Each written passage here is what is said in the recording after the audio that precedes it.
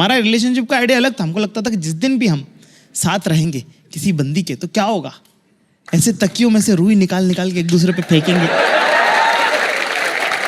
पहले दिन की बात है, अपन नहा के निकले है ना, पीछे पीछे फिर ये आई अपना नहाने के लिए। इन्होंने 2 मिनट में आवाज लगा दी, जाकिर 2 मिनट इधर आना। मैंने कहा हाँ जी बोलिए।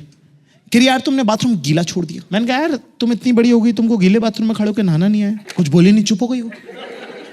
और अपना तो पानी वाला हिसाब है, जगह दोगे मैं फैलूंगा। मेरे को लगा एक पंच लैंड हो गया, जरा एक और सरका दे।